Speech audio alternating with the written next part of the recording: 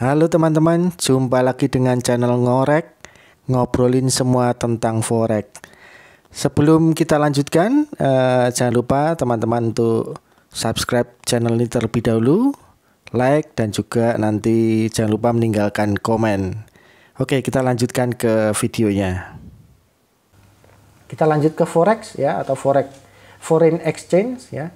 Peluang profitnya jauh lebih besar daripada saham ya, tapi resikonya juga jauh lebih besar. Teman-teman bisa kaya mendadak atau bisa miskin mendadak ya. Kemudian peluang profitnya dua arah. Teman-teman kalau tren naik bisa beli kemudian dijual. Kalau trennya sedang turun, teman-teman bisa jual dulu baru beli ya. Itu keuntungan dari bursa forex ya. Kemudian marketnya sedunia, jadi susah sekali dimainkan oleh bandar karena tidak ada bandar yang sanggup memainkan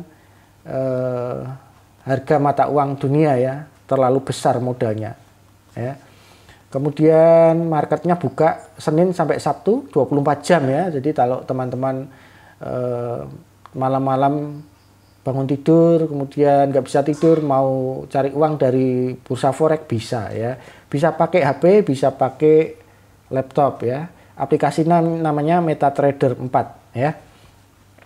Kemudian brokernya, jadi broker-broker forex itu di dunia ada banyak sekali. Yang besar itu adalah Instaforex ya, itu dari Rusia brokernya. Kemudian Exness, XTB, FBS, eToro, XM dan sebagainya. Nah, broker-broker itu tidak masuk ke Indonesia ya. Nah, bagaimana masyarakat Indonesia bisa melakukan trading forex? Kita bisa menggunakan jasa yang namanya IB ya, intermediate broker atau introducer broker di Indonesia.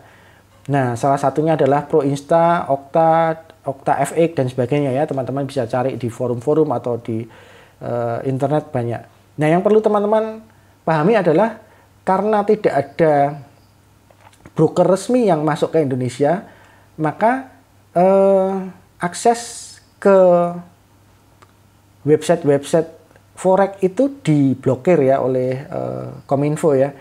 Nah, tapi IB itu atau intermediate broker itu juga tidak kekurangan cara ya. Ada banyak sekali cara di mana masyarakat Indonesia bisa melakukan trading forex ya. Jadi IB itu biasanya mereka adalah kumpulan dari money changer begitu yang biasa melakukan transaksi jual beli mata uang begitu ya. Dan mereka punya akun di broker-broker besar di luar negeri. Nah, mereka akan memecah akun-akun mereka dan membagikannya ke trader-trader di Indonesia ya. Jadi kalau kita trading di broker dunia itu satuan minimalnya adalah satu lot, di mana satu lot itu adalah 1000 lembar ya, 1000 lembar transaksi mata uang. Misalnya kita transaksi US dollar ke euro gitu ya. Untuk transaksi satu lot itu butuh 1000 ini ya, 1000 buah ya. Kalau saham kan satuannya lembar ya, tapi kalau forex itu 1000 buah ya, 1000 buah lah istilahnya begitu ya. Nah, kalau harga jual atau nilai tukarnya US dollar ke euro itu misalnya 1 US dollar itu 0,9 euro, kita kalau beli satu lot di broker dunia itu kita membutuhkan dana 1000 dikali 0,9 dolar alias kita butuh sekitar 900 dolar untuk satu lotnya. 900 dolar itu kalau dirupiahkan ya sekitar hampir 15-an juta ya, 14 juta sekian gitu. Itu untuk satu lot loh teman-teman. Nah, makanya masyarakat umum tidak kuat untuk melakukan trading seperti itu. Maka muncullah yang namanya IB ini ya. Mereka membagi akunnya di broker-broker dunia itu menjadi akun yang lebih kecil-kecil dan mereka punya namanya istilahnya leverage ya. Ada yang 1:10, 1:100, 1:1000 gitu ya. Yang paling kecil 1:1000. Jadi kalau kita mau beli satu lot itu kita nggak harus satu lot, tapi kita bisa beli 0,1 lot, kita bisa beli 0,01 lot ya, yang paling kecil ya 0,01 lot. Jadi biaya yang kita keluarkan juga lebih kecil, tapi kita mainnya tetap pakai mata uang US dollar ya. Itu untuk forex. Nah, kalau teman-teman mau bermain forex atau mau trading forex, perhatikan dalam memilih IB ya. Banyak IB yang menawarkan kelebihan dan kekurangannya. Yang perlu teman-teman perhatikan adalah ada IB-IB yang menawarkan dengan biaya swap. Spreadnya 0, tapi swapnya ada gitu ya. Apa itu swap? Swap itu adalah biaya nginap. Maksudnya begini, kalau teman-teman buka posisi sekarang gitu ya, misalnya beli USD Euro gitu ya, beli 0,01 lot sekarang hari ini jam 10 malam gitu ya.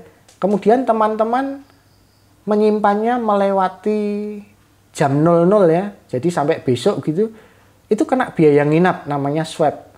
Ada yang 0,7 dolar, ada yang 0,1 dolar, ada yang 0,01 dolar, macam-macam ya. Nah, kalau teman-teman tidak buru-buru jual, itu biaya swapnya nambah terus setiap hari. Nah, itu teman-teman perlu perhatikan. Tapi biasanya mereka menawarkan swap itu tidak mengenakan spread. Ya. Spread itu adalah selisih harga jual dan harga beli. Nah, kalau teman-teman ingin menghindari swap, biasanya broker-broker itu menawarkan tanpa swap tapi mengenakan spread. Misalnya, spread untuk USD Japan Yen misalnya, itu biasanya spreadnya kalau pagi itu sampai 7 poin ya, 7 poin. Kalau siang cuma 3 poin misalnya begitu. Kalau GBP USD misalnya Great Britain Pound ke US dollar gitu ya, biasanya spreadnya 7 poin. Maksudnya begini, misalnya harga jual pound ke US dollar itu misalnya sekarang 1 poundnya itu 1,5 US dollar ya misalnya ya.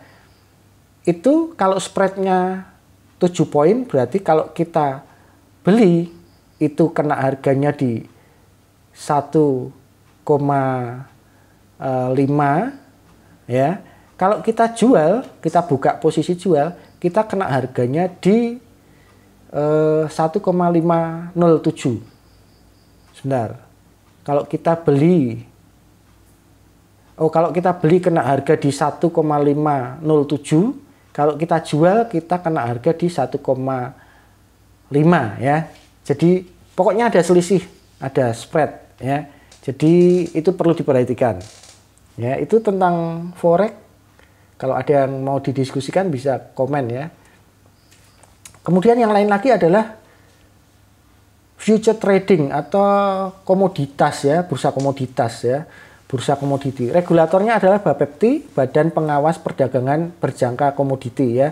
Di Jakarta ada bursanya namanya Jakarta Future Exchange ya, atau JFX atau Bursa Bersangka Jakarta. Ini saya pernah bermain dulu di tahun 97-an ya, itu di sana di Jakarta ya. Sekarang tidak main lagi. Brokernya teman-teman bisa memilih broker dari broker-broker resmi yang terdaftar di BAPEPTI ya. Itu ada linknya, teman-teman bisa lihat ke sana broker-brokernya. Kemudian untuk biaya-biayanya cek untuk masing-masing broker ya. Nah, yang diperdagangkan di bursa berjangka itu adalah komoditas ya, seperti jagung, kemudian minyak sawit, kemudian kedelai dan sebagainya ya. Jadi kenapa disebut future trading atau bursa berjangka? Itu cara kerjanya kira-kira seperti ini. Misalnya kita mau beli kedelai gitu ya, satu lot itu misalnya isinya adalah 1000 ton gitu ya. Kita beli satu lot, misalnya satu lot itu adalah satuannya 1000 ton gitu ya. Kita mau beli kedelai satu lot kita beli sekarang, kita bayar sekarang, misalnya harganya jatuhnya 1 miliar gitu ya, untuk 1 ton kedelai gitu ya, itu barangnya akan dikirimkan ke gudang kita 6 bulan dari kita bayar sekarang. Jadi kita punya waktu 6 bulan untuk memegang bukti pembeliannya ya. Nah kalau kita nggak mau menerima barang karena kita mungkin nggak punya gudang ya, dalam waktu 6 bulan itu kita bisa jual bukti kepemilikan kita di bursa ini. Misalnya kita tadi belinya 1 miliar ya untuk 1 lot, kemudian harga kedelai, kemudian sebulan lagi harga kedelai naik menjadi 1,1 miliar misalnya, kita bisa jual dan kita bisa dapat profit 100 juta ya. Itu cara kerjanya bursa berjangka. Nah mungkin ada yang bertanya, lah Om bagaimana kalau misalnya sudah 6 bulan kita nggak jual-jual, lah itu barang akan dikirim ke gudang kita mau nggak mau. Kita harus sediakan gudang. Kalau kita nggak mau dikirimi barang, ya jual ke bursa. Nanti orang yang beli barang kita nanti ditunda 6 bulan lagi gitu. Jadi barang dikirim 6 bulan setelah transaksi di bursa gitu ya. Itu tentang bursa komoditi. Ada emas, ada perak, ada minyak bumi, minyak sawit, kedelai, jagung. Ada banyak sekali komoditas yang diperdagangkan. Nanti teman-teman bisa lihat sendiri di websitenya Bapepti, atau teman-teman bisa coba menghubungi broker di Bapepti ya untuk ini. Bursa komoditi ada banyak juga, di Hong Kong juga ada, di Singapura ada, di Amerika ada, London ada ya, ada banyak sekali.